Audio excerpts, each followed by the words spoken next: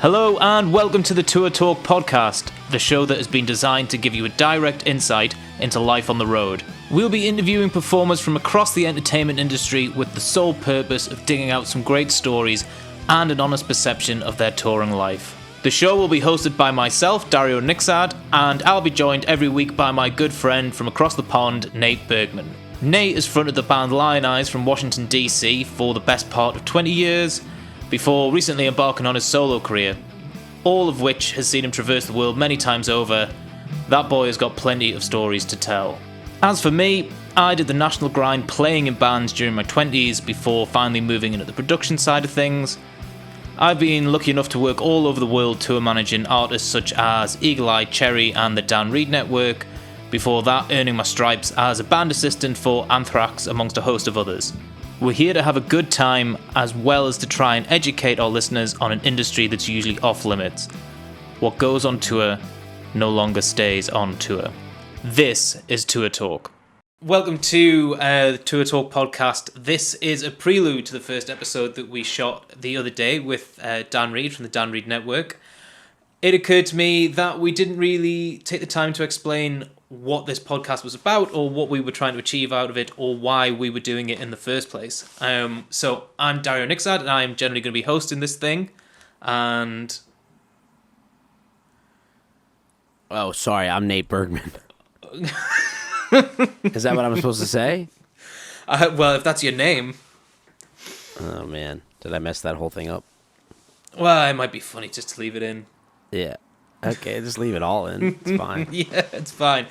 So, the basic idea behind this originally was that I was going to go and see some friends who were playing shows and have a chat about how the tour was going, get some insight into their touring life in general. However, COVID pretty much kiboshed the whole touring music industry and any other industry that is involved in live entertainment. So we have kind of recalibrated this podcast to do it long distance and try and integrate some friends and colleagues from the music industry to talk about the touring industry, whether it be music or comedians or theatre or whatever, and try and give people an insight into our world, essentially. I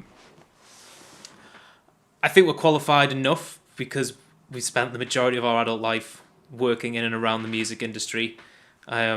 And running around on tour all over the world like idiots. Qualified's like a really strong word. I mean, we did it. We experienced these things and still continue to, even though things are shut down now. That is what we do. That's my only thought on it. I think we're qualified. I'm just saying yes. Yeah, we're qualified. So why are you involved? I'm doing this because I think it's very fun to talk about the things that we've done on tour and the things that we've experienced, and I like sharing those experiences with other people. That's a great pleasure to me, is to share the experience of touring with my friends, right? So now you have an insight to what our lives are like on the road, which most people think are glamorous, and the truth is it's not at all. So it's fun for me, and also there's just so many hours in the day now because we can't do our jobs. Like, what are we gonna do? So I think this is how we are also filling some time. Yeah, I mean, do you miss it? Yeah, of course. Yeah, I mean, talking about it is almost like a therapy. I think it's like a nice way to work through the fact that we're not on tour, and you can kind of live vicariously through the stories. So that could be fun. So you like hearing guest stories as much as telling your own? Yeah. I love that's the thing, though, is that all touring artists and all touring crew experience the same thing at different times. We're all experiencing it together. You know, that's the beauty about it. Like when you run into somebody, you're in Germany and you see a 930 Club T-shirt, and you're like, oh, we've played there. I'm from DC.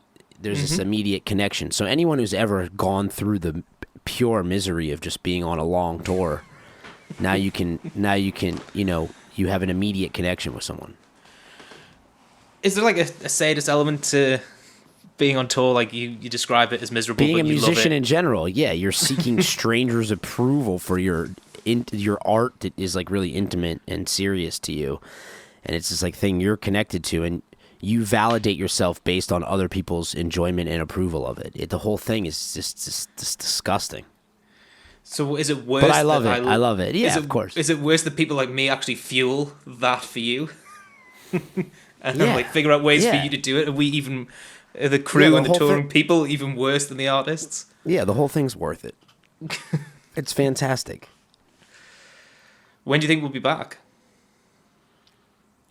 I think hopefully we'll be back. I mean, I can't say. It's hard to speculate. Hopefully, my wish would be that we would be back in the summertime. Things would slowly start. Then we'd get into the fall and the winter, and it would slowly be back in. And then I'm hoping by 2022 that we're just rolling. I think we're looking at another year of misery. Are you ready? Are you getting yourself To be miserable? prepped? Are you- Yeah, I'm always ready to be miserable. There's never a moment in my life where I'm not prepared to be a miserable fuck. Okay, semi-serious question. Are you Yeah. actually trying to keep your vocal cords or the performance element of what you do in shape? Every day. I sing and write every day. Every single day without fail. I'm warming up, I'm singing, I'm writing. Period. That's what I do. What about the actual performing look side at of this things? background. Look at this professional background. Does that not reek of a serious... I take it very seriously. You are a very serious person most of the time. Yeah. So there you go. You got a thing that you really miss? Like your number one Yeah, thing? yeah. I really miss the couple hours before the set. I miss the couple hours in the early afternoon getting to explore the city a little bit that you're in, the new place that you're in, I don't miss, the stress and anxiety of sound check and making sure all the gear works every day. Mm-hmm. It's like, again, there's ups and downs to the whole thing, but I even miss particularly my last trip to Manchester. I just miss, we had some stuff to do music-wise at night, and then the whole day I could just roam around the city, and that was just,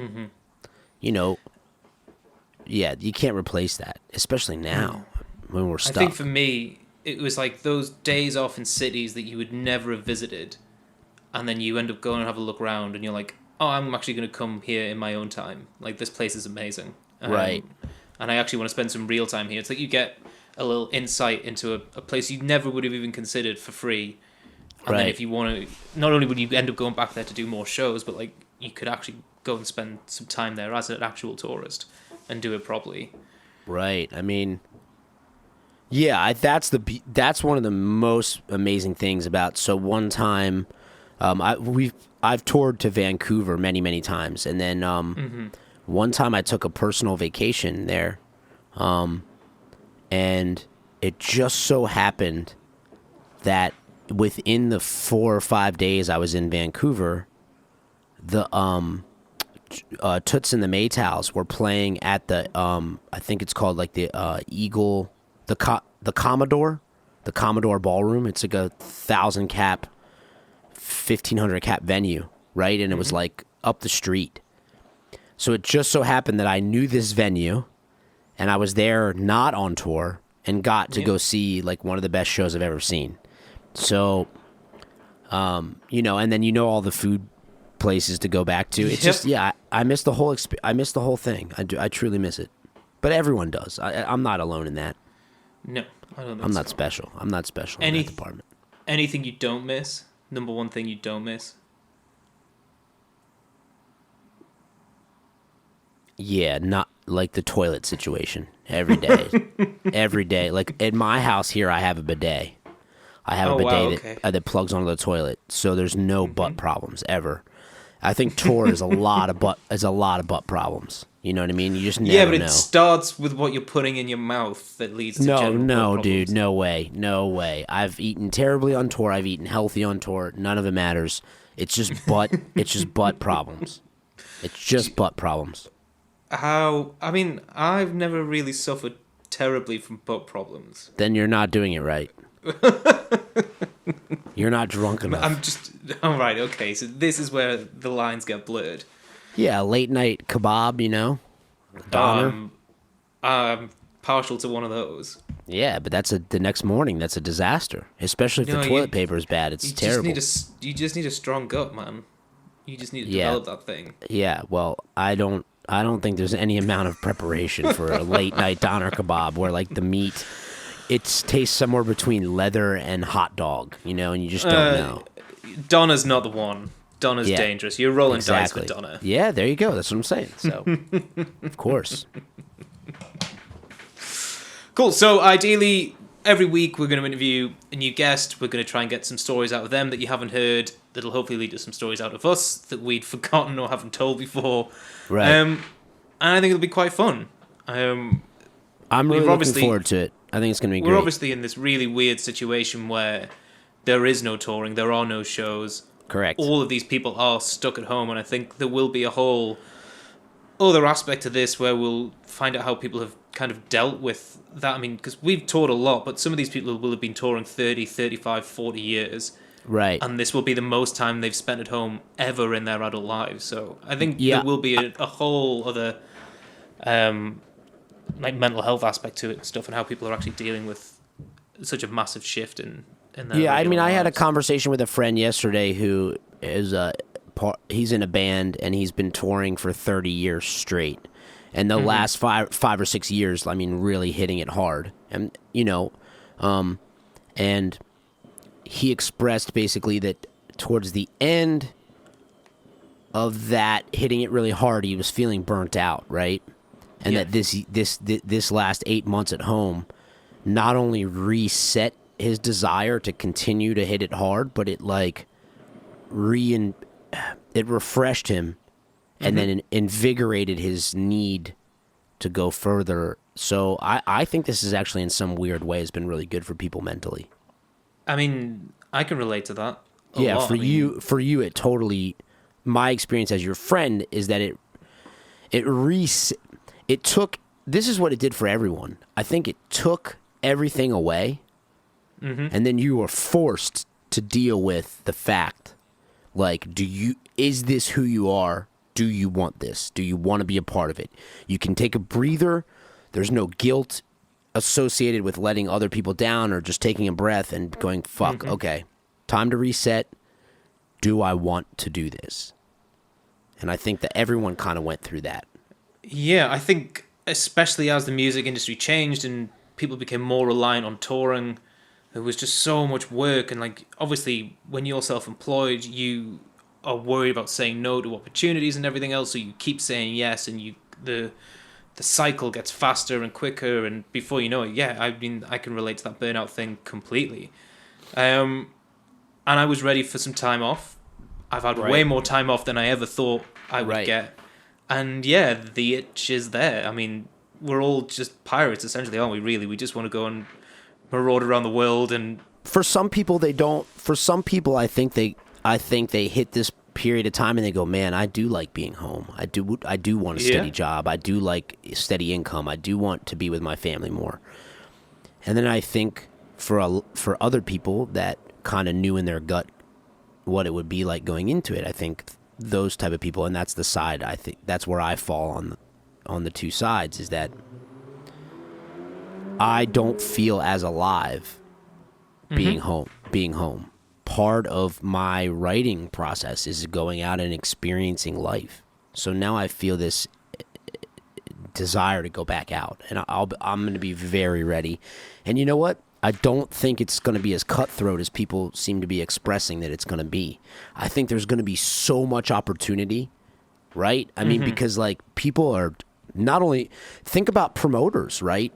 Promoters that are making up for lost time, promoters that haven't even gotten into the game yet because they lost their other job, and now they want to put on shows. I mean, it's going to be the next like revolution in music, and I think it's coming from this.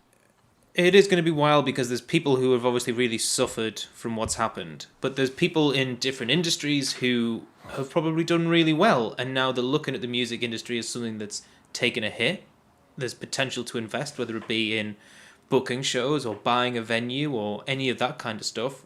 where they can take money that they've made during COVID and take a punt in the music industry, because I think there's a lot of people who have a soft spot like for live music and bands and 100%. artists, and they all want to be involved in some way. So I feel like there's going to be a lot of people who are going to want to invest money back into the industry, and then there's going to be people like you and me who are just raring to go and just being like, just let us play some shows. Yeah, let's do some shows. So no arguments there.